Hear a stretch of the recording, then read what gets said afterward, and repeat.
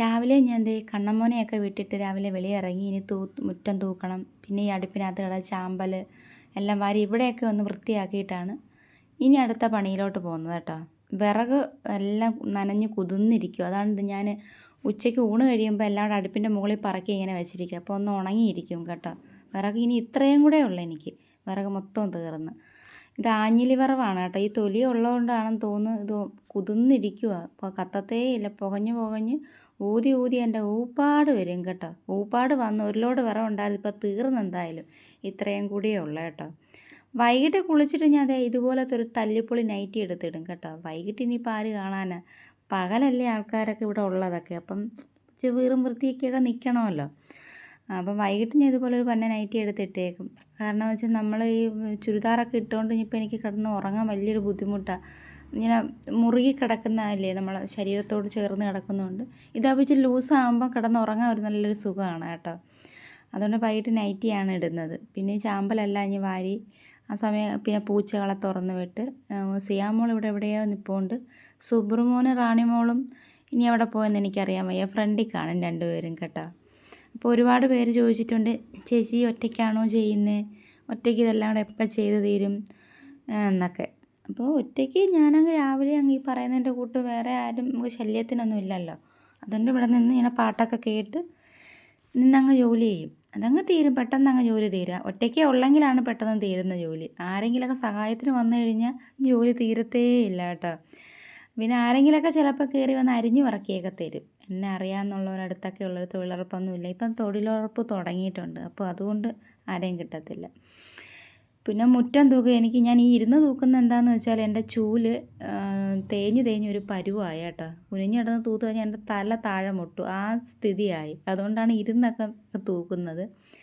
ചൂല് നമ്മൾ ഈർക്കിൽ മറ്റേ കടയിൽ നിന്ന് ഈർക്കിൽ ചൂല് വാങ്ങിക്കാമെന്ന് വെച്ചാൽ അതിപ്പോഴത്തെ കടയിലെ ഈർക്കിൽ ചൂല് കൊള്ളത്തില്ല. കാരണം വളരെ നൈസ് ഈർക്കിലാണ്. അപ്പോൾ അത് വെച്ച് നമുക്ക് തൂക്കാൻ പറ്റത്തില്ല. എവിടെന്നെങ്കിലും ഒരു ചേച്ചിയോട് ഞാൻ പറഞ്ഞ് എനിക്കൊരു ചൂല് കൊണ്ട് തരണേന്ന്. പക്ഷേ അമ്മിണി ചേച്ചിയെ പിന്നെ ഈ വഴിക്ക് ഞാൻ കണ്ടില്ല കേട്ടോ. അപ്പം ഇനി മുറ്റമെല്ലാം തൂത്ത് കഴിഞ്ഞ് അപ്പുറത്ത് കുറച്ച് തുണിയും കൂടെ മുക്കി വെച്ചിട്ടുണ്ട്. അതിനി ഇപ്പോഴൊന്നും കഴുകത്തില്ല, പിന്നെ കഴുകത്തുള്ളൂ. ഇനി കാലും കൈയെല്ലാം കഴുകി മീൻ വാങ്ങിക്കാൻ നേരത്തെ ഡ്രസ്സ് അങ്ങ് മാറ്റും കേട്ടോ. വെളിയിലത്തെ പണികളെല്ലാം കഴിഞ്ഞ് ഫ്രണ്ട് വശമൊക്കെ ഒന്ന് മുറ്റമെല്ലാം തൂത്തിഞ്ഞ് ഒരു ബേസും തുണിയെ മുക്കി വെച്ചിരിക്കുന്നതാണ് കേട്ടോ. കഴുകാനുള്ളതാണ് കേട്ടോ അത്. അതെന്തായാലും ഇപ്പോഴേ സമയമില്ല. ഇന്നലെ രാത്രി നല്ല മഴയായിരുന്നു കേട്ടോ. അതുകൊണ്ട് അതാ ഇവിടെ നല്ലോണം മുറ്റമെല്ലാം ഇങ്ങനെ നനഞ്ഞ് കുതിർന്ന് കിടക്കുന്നുണ്ട്. നല്ലോണം തൂക്കാൻ പറ്റത്തേ ഇല്ല ഈ ചൂല് വെച്ച്. നമുക്ക് നല്ല ചൂലാണെങ്കിൽ പെട്ടെന്ന് തൂത്ത് മാറ്റാം. പക്ഷേ ഈ കുഞ്ഞു ചൂലായതുകൊണ്ട് ഞാൻ തൂത്തുകൊണ്ടിരിക്കുമ്പോൾ തന്നെ ഈർക്കിലെല്ലാം തെറിച്ച് പോവും. അതാണ് അവസ്ഥ. അപ്പോൾ അതുകൊണ്ട് ഇനി ചൂല് അത്യാവശ്യമായിട്ട് എനിക്കൊരു ചൂല് വാങ്ങിക്കണം കേട്ടോ. ഞാൻ ഇവിടം വെച്ച് അങ്ങ് നിർത്തുവാണ് തൂപ്പ്. അങ്ങോട്ട് പോകാൻ എനിക്ക് സമയമില്ലാത്തതുകൊണ്ട്. പിന്നെ ഞാൻ അടുപ്പ് കത്തിച്ച് രാവിലെ കുളിച്ചിട്ടൊന്നും അല്ല കേട്ടോ ഞാൻ അടുപ്പ് കത്തിക്കുന്നത്. കുളിക്കേണ്ട സാഹചര്യം വരുവാണെങ്കിൽ കുളിക്കും. പിന്നെ മാസത്തിൽ 4 ദിവസം മസ്റ്റായിട്ട് ഞാൻ കുളിച്ചിരിക്കും കേട്ടോ. അത് നമുക്ക് പീരിയഡ്സ് ആകുന്ന സമയത്ത് രാവിലെ എഴുന്നേറ്റ് എല്ലാ 4 ദിവസവും കുളിക്കും. അല്ലാതെ അമ്പലങ്ങളിലോ ഒക്കെ പോകേണ്ട ഒരു അവസ്ഥ അങ്ങനെയൊക്കെ വരുവാണെങ്കിൽ മാത്രമേ കുളിക്കത്തുള്ളൂ. അല്ലെങ്കിൽ രാവിലെ കുളിയും നനയൊന്നുമില്ല കേട്ടോ. പിന്നെ ഞാൻ ഇനി അടുപ്പൊക്കെ കത്തിച്ച് നമുക്ക് കലത്തിനകത്താണ് ചോറ് വെക്കുന്നത്.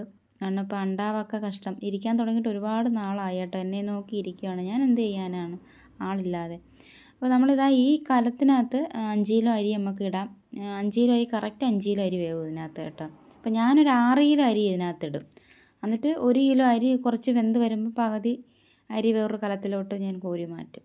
ഇനി ഞാൻ മീൻ വാങ്ങാൻ പോവുകയാണ് കേട്ടോ. സുബ്രമോനും റാണിമോളും അതിനകത്തുള്ള ഞാനിട്ട് പൂട്ടിയേക്കുവാണ്. അല്ലെന്നുണ്ടെങ്കിൽ ഇനി വെളിയിലിറങ്ങും. അപ്പോൾ ഞാനാണെങ്കിൽ എല്ലാ മാസവും ഇതുപോലൊരു വഞ്ചിക്കകത്ത് പൈസ ഇട്ട് വെക്കും കേട്ടോ. 20 രൂപ കൊടുത്ത് ഇതുപോലൊരു വഞ്ചി വാങ്ങിച്ചിട്ട് വാടക പൈസ, കറണ്ട് ബില്ല്, അങ്ങനെ ഒരു മാസത്തിൽ നമുക്ക് ആദ്യത്തെ ദിവസം മാസത്തിൽ ആദ്യ ആഴ്ചകളിൽ നമുക്ക് ഒരുപാട് കാര്യങ്ങളുണ്ടാകും. എൻ്റെ ഫോണിൻ്റെ ഇപ്പം ഞാൻ ഈ വീഡിയോ എടുക്കുന്ന ഫോൺ EMI വഴിയാണ് എടുത്തത്. അപ്പോൾ അതുകൊണ്ട് അതിൻ്റെ EMI അടയ്ക്കണം. അപ്പോൾ അങ്ങനെയൊക്കെ ഉള്ളതുകൊണ്ട് ഞാൻ കുറേശ്ശെ പൈസ ഇങ്ങനെ ഇട്ടിട്ട് വെക്കും കേട്ടോ. അപ്പോൾ ലാസ്റ്റ് നമ്മൾ മാസാവസാനം ഇത് പൊട്ടിക്കുമ്പോഴത്തേക്ക് അതിൽ കുറച്ച് നമ്മൾ ഒപ്പിച്ചാൽ മതിയല്ലോ. 10-15,000 രൂപയുടെ ആവശ്യമുണ്ട് എനിക്കൊരു മാസം. അപ്പോഴത്തേക്ക് ചിലപ്പോൾ 7,000 രൂപ ചിലപ്പോൾ അതിനകത്ത് കാണും. ഇപ്പം കച്ചവടം കുറവായതുകൊണ്ടാണ് ഇത്രയും ഉള്ളത് കേട്ടോ. പക്ഷേ ഇപ്പം ഞാനിത് പൊട്ടിച്ചതെന്ന് വെച്ചാൽ ഇപ്പം നമുക്ക് ഒരുപാട് കച്ചവടം കുറവാണ്. അതുകൊണ്ട് ഇപ്പം കുറച്ച് കാര്യങ്ങൾ വന്നുകൊണ്ട് ഞാനിതങ്ങ് പൊട്ടിച്ചതാണ്. രാവിലെ മലക്കറി അതൊന്നുമില്ല. ഇതിൻ്റെ ഒരു ഷോർട്ട് വീഡിയോ ഞാൻ അതിനകത്ത് ഇട്ടിട്ടുണ്ടായിരുന്നു കേട്ടോ.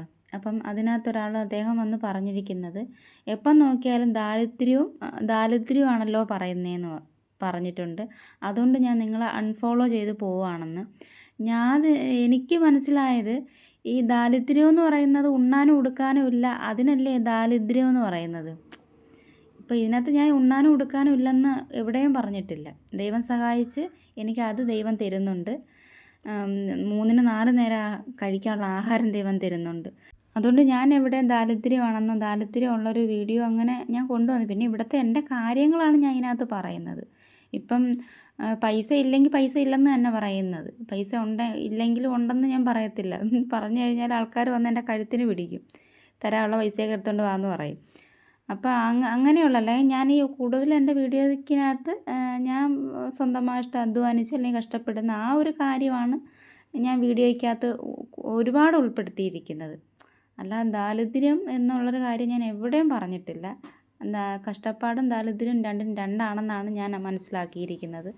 ഇനി കാഴ്ചക്കാർക്ക് ഇനി എന്തായിട്ട് തോന്നുമെന്ന് എനിക്കറിയത്തില്ല കേട്ടോ. അപ്പം രാവിലെ കണ്ണമ്മോൻ പോയപ്പോൾ നമ്മൾ അന്ന് ഉണ്ടാക്കിയ ചപ്പാത്തിയാണ് കേട്ടോ. ചപ്പാത്തി ഇനി ഇരിപ്പുണ്ടായിരുന്നു ഫ്രിഡ്ജിനകത്ത്. അപ്പം എന്താ ചപ്പാത്തി മൊത്തം 5 എണ്ണം ഉണ്ടായിരുന്നു. അതിനകത്ത് 2 എണ്ണം അവനും കൊടുത്ത് 3 എണ്ണം ഞാൻ കഴിക്കാൻ വന്നു. പക്ഷേ കഴിക്കാൻ വയ്യ, ഭയങ്കര കട്ടിയായിരുന്നു കേട്ടോ. അപ്പോഴേക്കും നമ്മുടെ പച്ചക്കറി വന്ന് ഇനി വേണം കഴിച്ചിട്ട് വേണം ഇനി പച്ചക്കറി എല്ലാം അരിഞ്ഞ് വറക്കാൻ വേണ്ടിയിട്ട് കേട്ടോ. പക്ഷേ രാവിലെ പച്ചക്കറി ഉണ്ടെന്നുണ്ടെങ്കിൽ രാത്രി ഞാൻ കുറച്ച് അരിഞ്ഞ് വെക്കും. ഇപ്രാവശ്യം അരിഞ്ഞ് വെക്കാൻ പറ്റിയില്ല.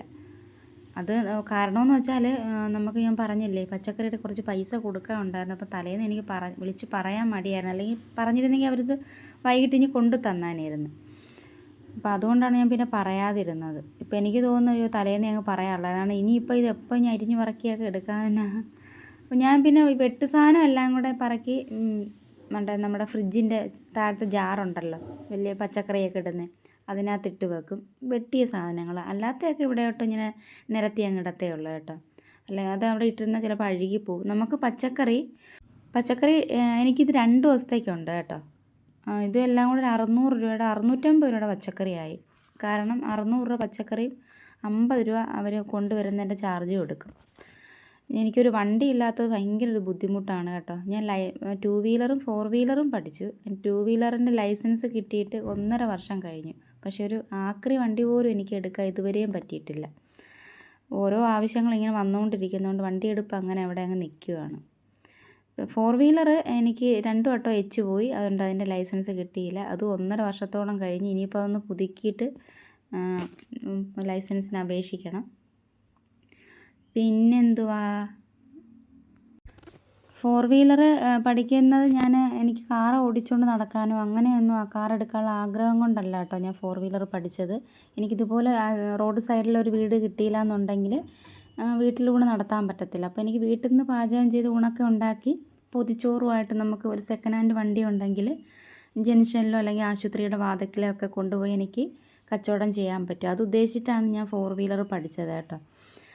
അപ്പോഴത്തേക്ക് ഇതുവരെ എനിക്ക് അതിൻ്റെ ലൈസൻസ് എടുക്കാൻ പറ്റിയിട്ടില്ല. ഇനി എന്തായാലും പുതുക്കാൻ പോകണം. അപ്പോൾ എൻ്റെ വീഡിയോ കാണുന്ന എല്ലാവരും എന്നെ സബ്സ്ക്രൈബ് ചെയ്ത് സപ്പോർട്ട് ചെയ്യണം. എല്ലാവരും ഇതിൻ്റെ അഭിപ്രായങ്ങളും നിർദ്ദേശങ്ങളൊക്കെ അയക്കണം കേട്ടോ. അപ്പോൾ എല്ലാവർക്കും ബൈ.